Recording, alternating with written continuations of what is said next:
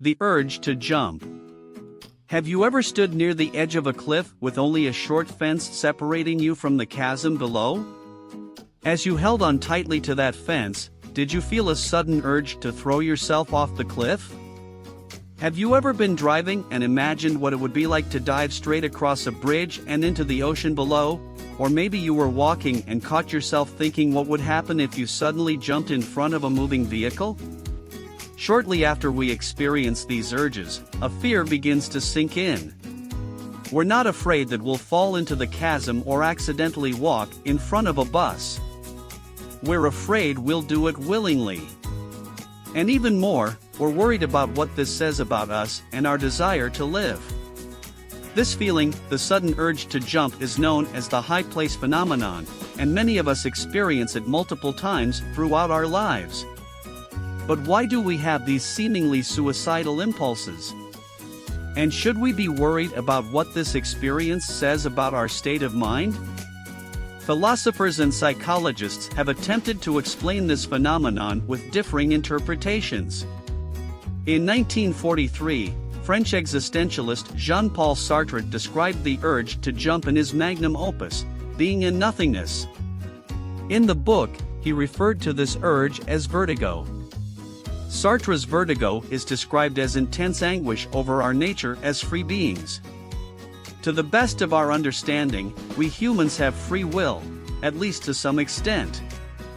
We have agency over our own thoughts, and have the ability to choose between multiple different possibilities that are available to us. Nothing binds us to any one possibility over the other. In the face of this realization, we get vertigo when we realize that nothing prevents us from choosing something we fear intensely, such as throwing ourselves over a precipice. If nothing compels me to save my life, nothing prevents me from precipitating myself into the abyss. Sartre. In the current moment, you're in control of yourself. But you're also responsible for yourself in the next moment while existing in this one. When you are standing in front of the chasm, you desire certainty that you won't throw yourself off in the moments to come. But because we are free to choose between all possibilities, there is no certainty over the action we'll take next. And that is what worries us. While Sartre insists we are absolutely free, there are other theories, philosophers and scientists that would argue otherwise. I made a video about the illusion of free will that goes in depth into this topic, so feel free to check that out if you'd like to learn more. But if that is the case and we are not fundamentally free beings, then the urge to jump should not come from an awareness of our freedom, right? It should come from something beyond our direct control, like our unconscious mind. Which is why Freudian psychologists hypothesize that the urge to jump is simply a repressed death wish. They describe the human psyche as having both a life and death drive. Our survival instincts come from the life drive, and on the other hand, our desire for death and destruction comes from the death drive. In Freud's concept, the urge to jump is an impulsive instinct that stems from the unconscious desire to die, seeking to end the tension of life. And this is expressed through that impulse to throw ourselves over the edge. In this interpretation, the urge to jump is a suicidal instinct. When we are standing near the chasm, our unconscious mind is urging us to destroy ourselves. There is an imbalance between our survival and self-destructive instincts, and the scales are tipping toward the latter. But then, if it is true that our urge to jump is driven by an unconscious desire toward death, then those who experience the feeling are having suicidal impulses. And if that is the case, these people may need help or intervention to prevent these impulses from becoming full-fledged thoughts that occur even when they're not near a cliff. Before we jump to that conclusion, though, we have to ask, is this really the case? Are people who have the urge to jump more suicidal than others? To answer this question, in 2011, a team of researchers at Florida State University conducted a study to further explain this urge, which they officially dubbed high place phenomenon. A group of 431 undergraduate college students were given a questionnaire that asked if they had experienced the high place phenomenon and whether or not they had suicidal thoughts. The results were surprising. Although participants who had suicidal thoughts were more likely to feel an urge to jump, they weren't the only ones. Many who did not report suffering from those thoughts also experienced the high place phenomenon. So, what does this all mean? Well, from this research, we can infer that the urge to jump is not just some death wish as suggested previously by a Freudian analysis. There must be more to the experience than the desire to end your life. In the same study, lead clinical psychologist, Dr. Jennifer L. Hames proposed that the experience of the high place phenomenon is a misinterpretation of our survival signals. In a dangerous circumstance such as standing near the edge of a cliff, our fear circuitry sends rapid signals to take a step back.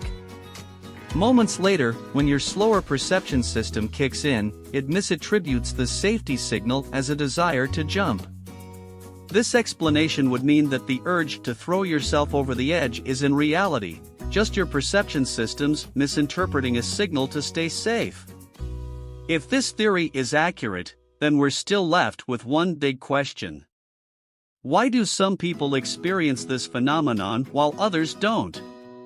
Why do I grip tightly to the rails of the fence near a chasm while my friend casually enjoys the view? In her study, Dr. Hames observed a strong correlation between individuals who feel the urge to jump and persons with high anxiety sensitivity. Anxiety at its most basic level is a survival instinct. Humans and animals react to perceived threats to our well-being or survival with anxiety symptoms like increased blood pressure, rapid breathing, and worried thoughts. It's a mechanism for adapting to adverse or unexpected situations. But what is anxiety sensitivity specifically? Similar to the fear of the urge to jump, anxiety sensitivity is a fear of anxiety itself. People with increased anxiety sensitivity fear the symptoms of anxiety under the belief that they will lead to catastrophic consequences, both physically and socially. And the alarm triggered by these symptoms only makes them more anxious. High anxiety sensitivity is not something that's talked about commonly in our society, so it might be difficult to fully grasp what it looks like. So let me paint you a picture. Imagine you are at a job interview and you sense your pulse start to race and your breathing get heavier. You're a little bit anxious about the questions they might ask, like anyone else would be. But then, it goes deeper than that for you. You start to fear that these physical symptoms of anxiety will ruin your job interview by signaling to the people sitting across from you that you're unfit for the role. You worry that you'll lose control of your cognition and won't be able to make sense, let alone sell yourself. Now you can hear your heartbeat. You're scared that your elevated heart rate won't stop climbing until you've had a heart attack. You're worried you might have a panic attack soon, where you feel a sudden surge of intense fear that peaks quickly. You think it will overwhelm you and leave you disoriented and shaken. Sometimes it gets so bad that you develop a fear of panic attacks, also known as panic disorder. When you go home to sleep in your bed, you find yourself wide awake in the middle of the night feeling your heartbeat faster, fearing your symptoms will entail another sleepless night. You worry about the consequences of not sleeping well, which prevents you from sleeping even further. It's a vicious cycle, one that leaves you scared of the symptoms so much that it only intensifies them even more. So you start avoiding triggers of your symptoms, such as applying for a better job or even just socializing with friends. It's a nightmarish experience that 33.7% of the population go through in their lifetime. The fear of anxiety can be crippling for many. The experience of panic attacks and the distress of dealing with panic disorder are heavy burdens for anyone to carry. Day-to-day life becomes an enormous struggle. And then there's the fear of standing near a precipice and feeling the urge to throw yourself off. You clutch the fence or even back away with the sense that you can't trust yourself. Now that we have a good understanding of what high anxiety sensitivity is, it's easy to see why most people who experience this also experience the high place phenomenon. Just as they fear symptoms of anxiety, they fear and misinterpret the rapid signals sent by their fear circuitry to stand back from the edge. They misinterpret the survival instinct as something that will lead to catastrophic consequences. It's sad to realize that a survival instinct with the purpose of enabling life can end up making our lives almost unlivable. On a positive note, though, from our understanding of the high place phenomenon and high anxiety sensitivity, we can now hopefully realize that more often than not, our fears are not grounded in reality. Contrary to what we tell ourselves, our symptoms of anxiety won't lead to our imminent death. Our friends won't disown us for sweating while we try to recall some details of the story we're trying to tell them.